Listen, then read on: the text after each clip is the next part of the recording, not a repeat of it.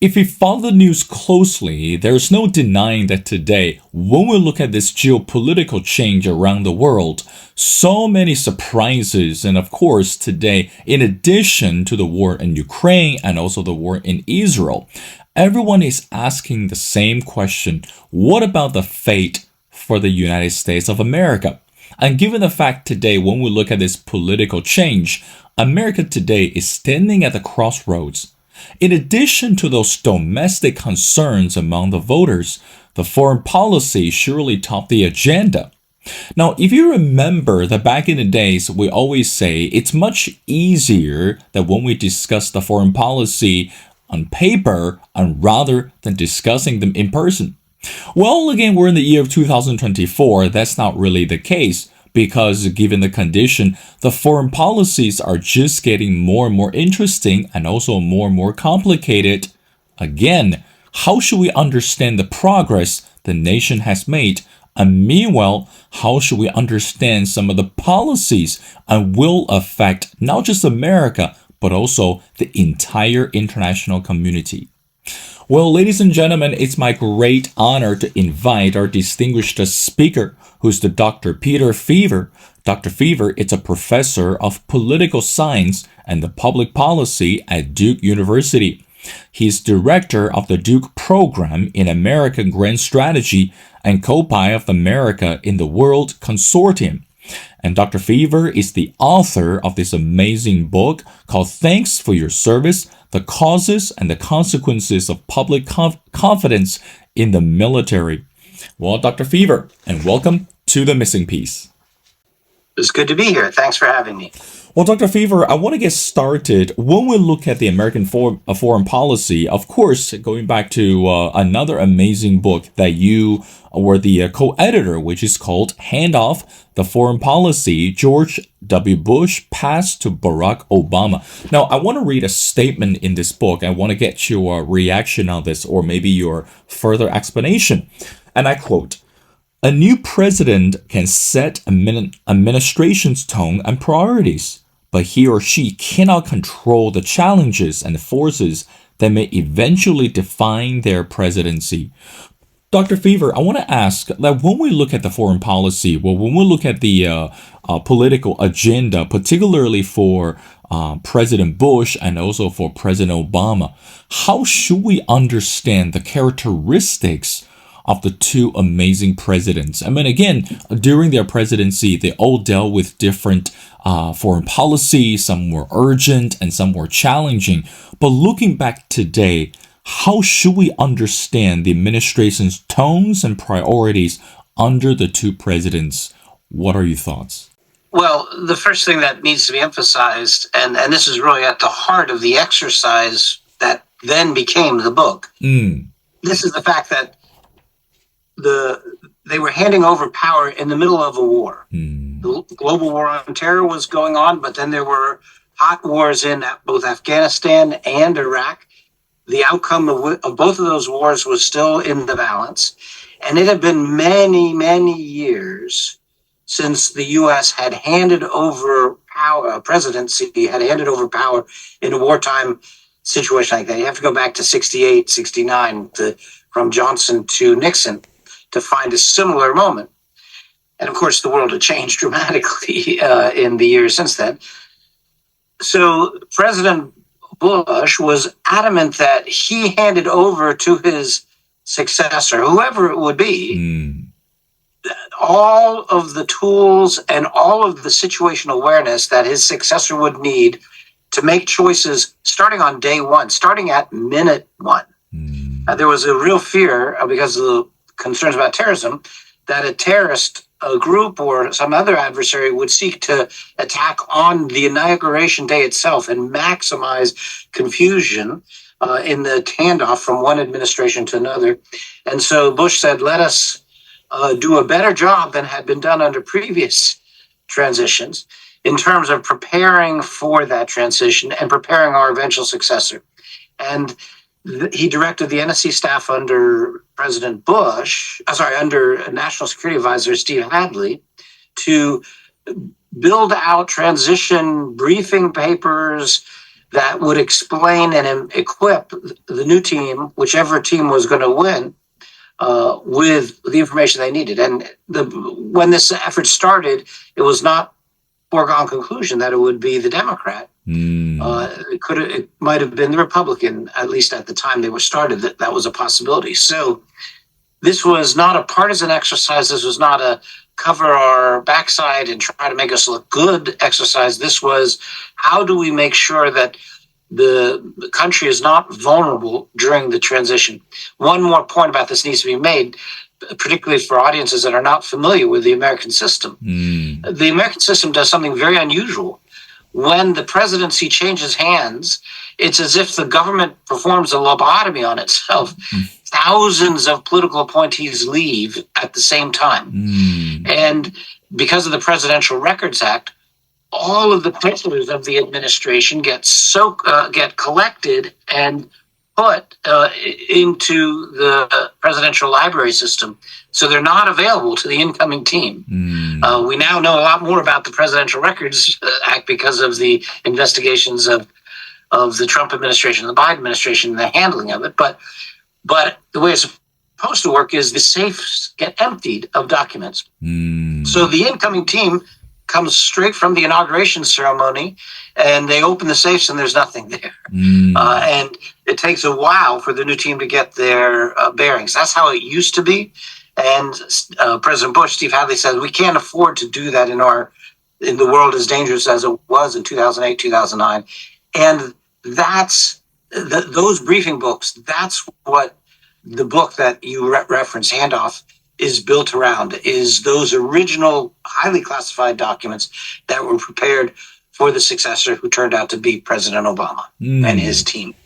Dr. Feaver, again, going back to this book, of course that today there are many critical and important moments for us to remember that, again, during the presidency for President Bush and also President Obama.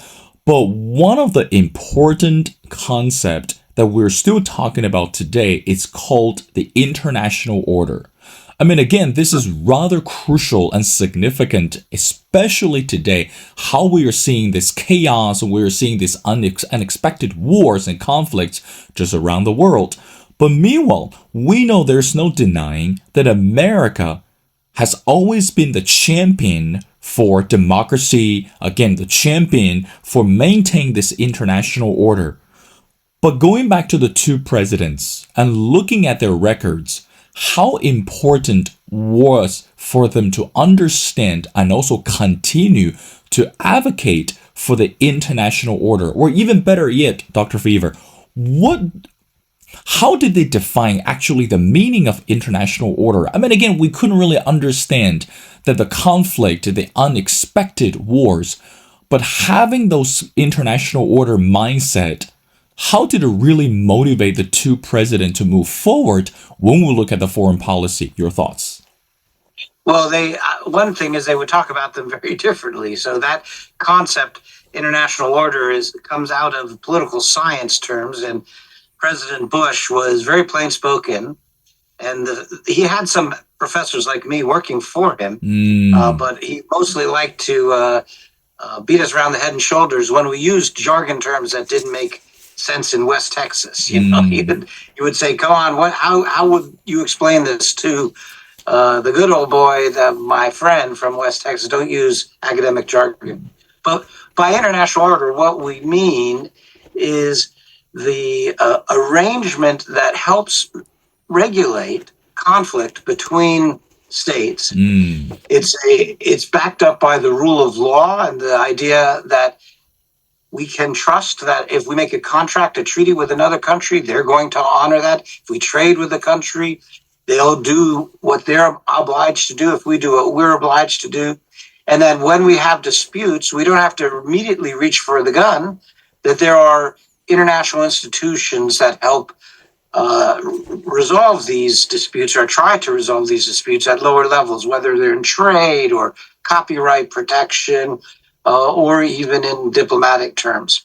And that all of those institutions are themselves backed up by the commitment of the great powers, but the most important power being the United States, commitment to work within that arrangement. And this was what was designed by the leaders of the United States, the United Kingdom, and others in the wake of World War II to prevent that war from ever happening, a global conflagration that involved the mass armies of all of the great powers.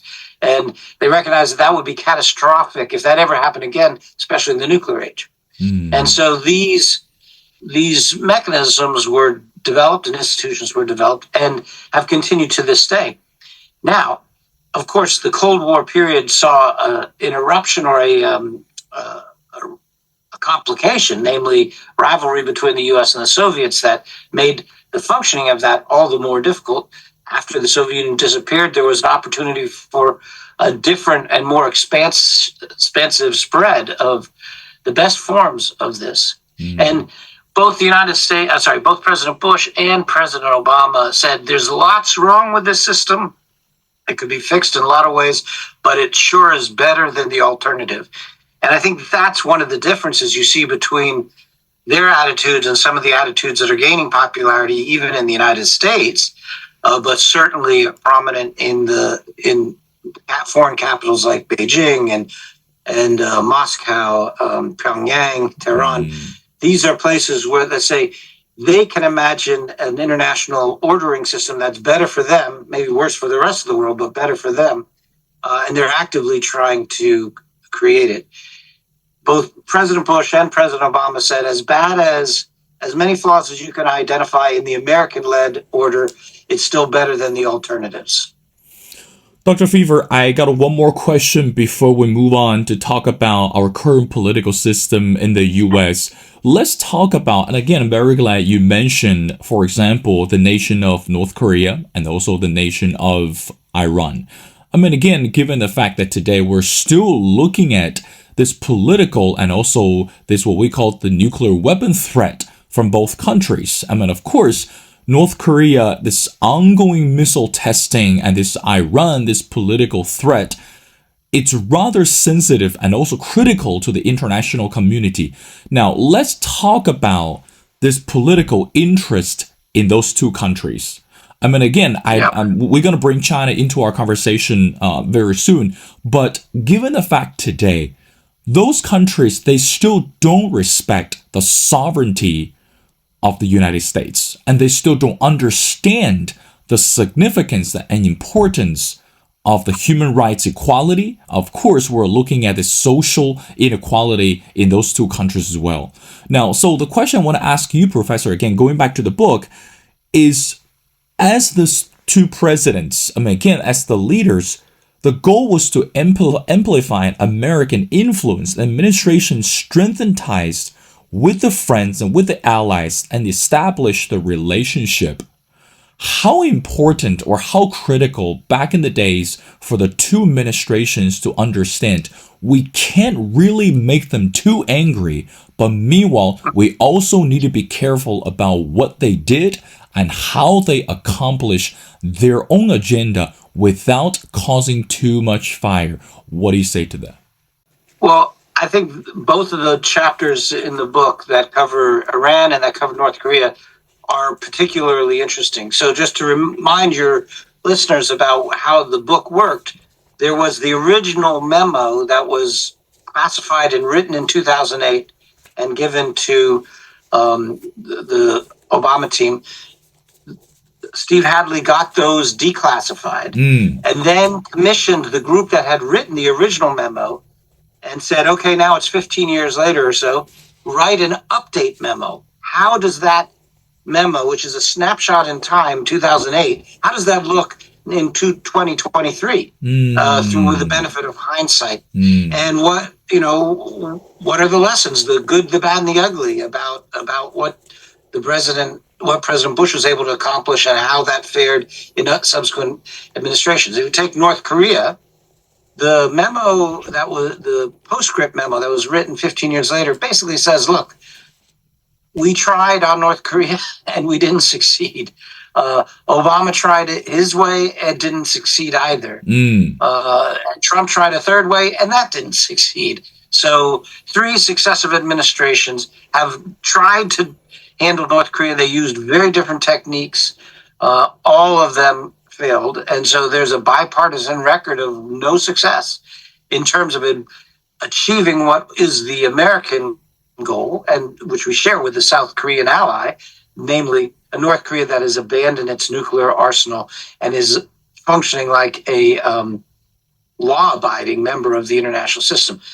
North Korean regime is refusing to give up their nuclear weapons, and they regularly flout international law.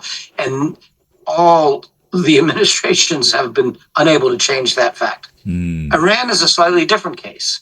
The administration was handing off to Obama, an Iran policy that was had some life left in it, but was depending on our allies putting pressure on Iran to change the Iranian calculations. We had to be close to our allies, and Iran wanted instead to be dealing just with the United States, separate us from the allies. And the Bush administration thought that was not the way to go. Obama team came in and had a very different view and said they are willing to meet face-to-face with the Iranians, initially without the allies involved. Later, the allies did get involved. And out of the very different approach that the Obama administration developed came the agreement known as the JCPOA. And in the postscript chapter, the Bush team evaluates the JCPOA and talks about what it got, the positive sides of it and the negative sides of it. And of course, when President Trump came in, he jettisoned the JCPOA.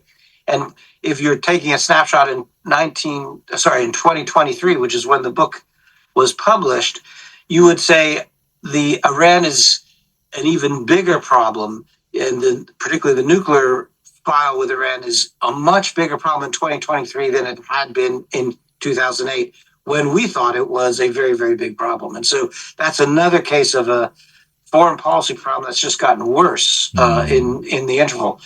So obviously, people can disagree. Who do you assess the blame to? Do you blame Trump for getting rid of the JCPOA? Do you blame Obama for negotiating a deal that had all these limitations? Do you blame Bush for not getting more when he was in office? Or do you blame the Bush administration for the Iraq War, which had the unintended consequence of empowering Iran? All of these are things that historians will debate. What's great about the book is the book gives the raw material for the reader to make their own judgments on this. And I think both of those chapters would be interest to your audience.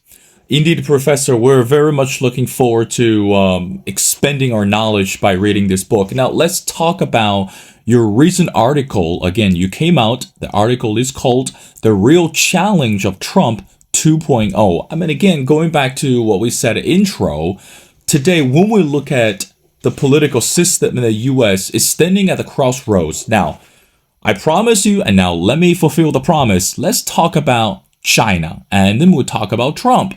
Professor, going back to the article, this is something you wrote, and I want to get your reaction on this. China might exploit the fact that Trump does not care about defending Taiwan and pursue quick actions to recapture the rebellious province. Chinese leader Xi Jinping might just sit back and let Trump torch U.S. allies in Asia and China's benefit later. Now, Professor, again, we know that China today, it's one of the critical players for the international stage. And there was no denying that President Biden and Chinese President Xi Jinping met numerous times and trying to ease the tension. And some even scholars believe, and China is trying to moderate its paces with the US, etc. But let's talk about it. If Trump were to become the next president for the country, what does that mean when you say that Chinese President Xi Jinping just sit back and let Trump torch U.S. allies in Asia to China's benefit later? What does that mean, and what kind of message are you trying to say in this article? Go ahead. So it's important to distinguish between the views of President Trump himself and the views of the advisors that he has collected around him, and the views of the advisors that he had collected around him in Trump 1.0. So this is an important distinction that's often lost. Trump 1.0 had the same man, President Trump, at the center. And so far as we can tell, his foreign policy views have not really changed. Today, they sound a lot like they did in 2015. So he personally hasn't changed. But around him in the first administration were a lot of regular Republicans, people who would have gotten a job if in any Republican administration, and or people whose views are pretty mainstream in terms of conservative hawkish. I'm thinking now of someone like Secretary Mattis, this Department of Defense leader. H.R. McMaster was the National Security Advisor. John Kelly, who was Homeland Security Advisor and then moved over to be White House Chief of Staff. Even Mike Pompeo, who was Secretary of State, and Secretary Esper, who took over after Secretary Mattis left. These are all, conservative traditional hawks of some flavor or another. Some of them, quite Republican hawks. They are different from the MAGA rhinos, what I call MAGA rhinos, Republican in name only, because what makes them Republican is they're loyal to Trump, not necessarily to traditional views. But someone like Pompeo would have shown up in a Reagan administration or a Bush administration, Bush the son. So any of the could have been in a Romney administration if he had won, McCain administration, etc. Traditional. And then there's the MAGA rhinos. These are the Republicans because they're loyal to the person of Trump and to a more neo-isolationist view. In the first administration, there was a fair number of the traditional Republicans, and they were able to affect policy in two ways. It's not widely understood, but this is what the piece documents.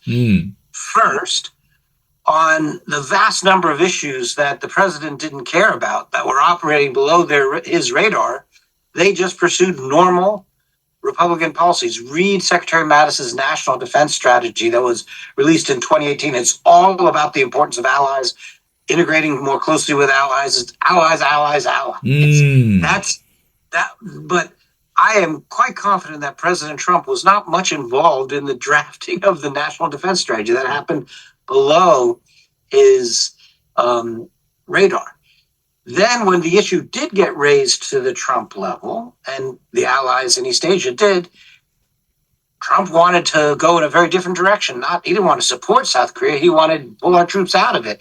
He wanted to make Japan pay 4 times the amount that they had been paying in terms of subsidies for U.S. deployments. It was a much more transactional and hostile to allies. What these traditional Republicans could do is they had access to the Oval Office. So the president would say, this is what I want to do. And they'd say, well, sir, let me explain the second and third order implications. If we go that route, here are some bad things. And they would persuade him to change his mind. That's 1.0. In 2.0, you're going to have the same president who has the same instincts, but the people around him are not going to be those traditional Republicans. They're going to be MAGA rhino advisors who will either not make the contrary case to the president because they agree, or in policy areas that the president's not paying attention to, they will merrily pursue the neo-isolationist agenda. And so take the one place where this may matter the most is Taiwan policy, because the people around President Trump are very hawkish when they talk about China, and even hawkish about talking about Taiwan. But when you listen to President Trump himself and to the people who are trying to be the most Trumpy in their imitation, so Vivek Ramaswamy, who is a rival, but who is, was trying to sound like Trump, a younger version of Trump, they talk about Taiwan in a very different way from the traditional Republican hawks. And so the piece is speculating that President Trump's personal commitment on Taiwan is very different from what you might think if you just read Republican hawkish views about Taiwan. And if he becomes president, and when the matter comes up to him, what will be the advisors that will have his ear, and what will the debates sound like, and where do you think it will end up? And that's the piece is speculating on that. So long answer to an important question, but I hope you get the sense of it. Absolutely. Well, Dr. Feaver, I know you're very busy. Two more questions before letting you go. Now, let's talk about, again, the foreign policy under President Trump. Again, going back to the article. Now, let's talk about the war in Ukraine. Of course, throughout the media, that even something that you wrote, that Trump has already mused about ending the war in Ukraine in 24 hours. And again, his first term attempt to hold Ukraine strategy hostage to pursue a vendetta against the Biden may indicate a readiness to impose an unfavorable peace deal on Kyiv. Now, at this moment, the entire international community are still very divided regarding offering supply, military and also financial resources to Ukraine. For the Trump 2.0, how do you think that Trump is going to manage that? Is it still possible, even believable, that he's going to end the war within 24 hours and, bring Zelensky together in the room to talk about this negotiation? But meanwhile, China still is the bench player. Again, China is very clear regarding this peace deal, regarding this dialogue. So how do you think he's going to manage that with China as the important player, and also look at the war in Ukraine? What do you think of that, Professor?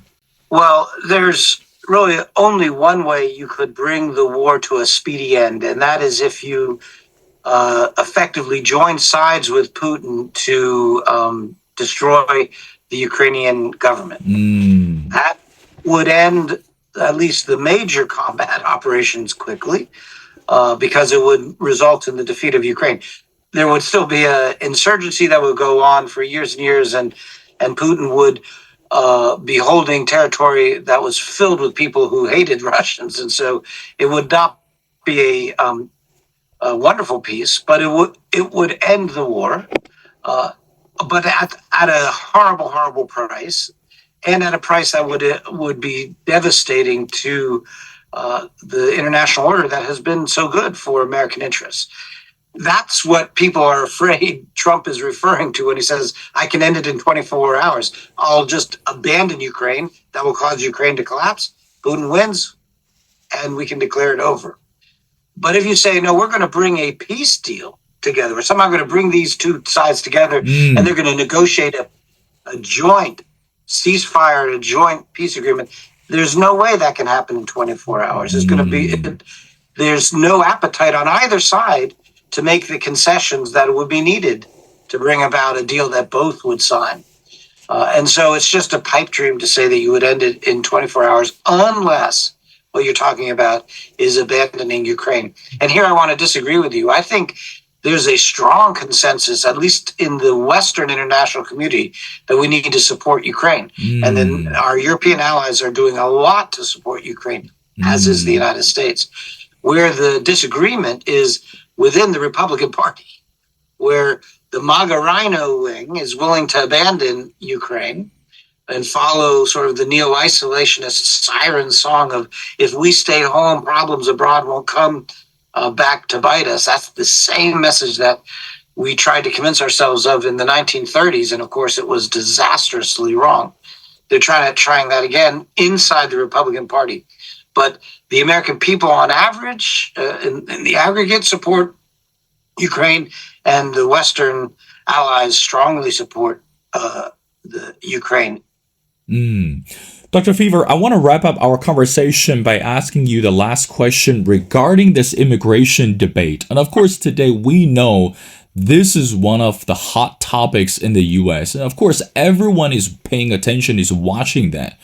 And of course that, again, going back to the article, for the Trump administration 1.0, that Trump then vowed to build the wall, going to stop those illegal immigrants. Of course, even though he made a firm policy that regarding those what we call the special talents and, came to the U.S. and, this really stole the interest of the U.S. is, not really respect the sovereignty, respect the law, and etc.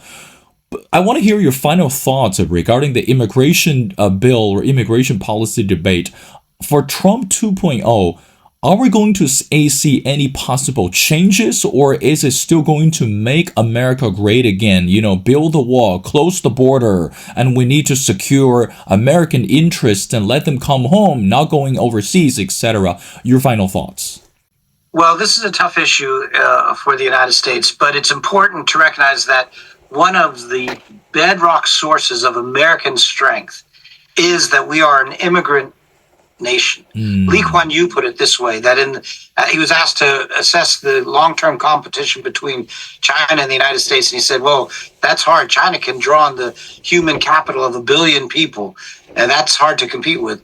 But he said, but the United States can draw on the human capital of 6 billion people, because anybody, anywhere can become an American citizen if they, follow the law and embrace, the principles of America and support the Constitution. It's not a soil argument. It's not a blood argument. It's not a racial argument. Anyone can be an American.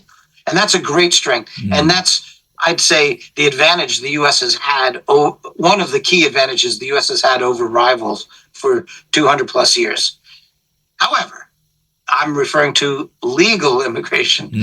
And the challenge today is that many, many, many more people want to come to America than our legal immigration system can process. And so our legal immigration system is swamped, and we have now large numbers of people crossing the borders illegally.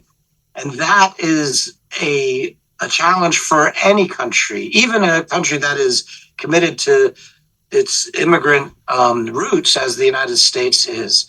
And so the problem is that the fix for this requires both parties to do things that are very, very hard for one or the other element of their base. And what President Trump was able to do very effectively in the first campaign, 2015, 2016, is weaponize resentment over this issue.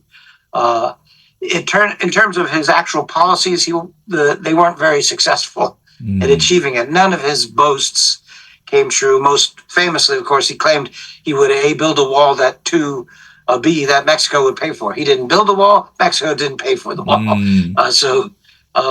But the issue remains politically potent, and it's the issue that probably Trump has the biggest advantage on with respect to President Biden. And that's why Trump directed his Republican allies on the Hill not to make a deal with Biden. Biden surprised the Republicans by saying, okay, I'm willing to make a deal. I'm willing to do things that are unpopular in my party to make a deal so that we can move forward on this issue. And then the Republicans realized, we do not want to do that, because that would remove a club that we could use to beat you over the head with. And so they said, we'd rather keep the problem going and beat you over the head with it than take the compromise deal, which was the most hawkish immigration deal a Democrat had ever agreed to. And the Republicans just rejected it.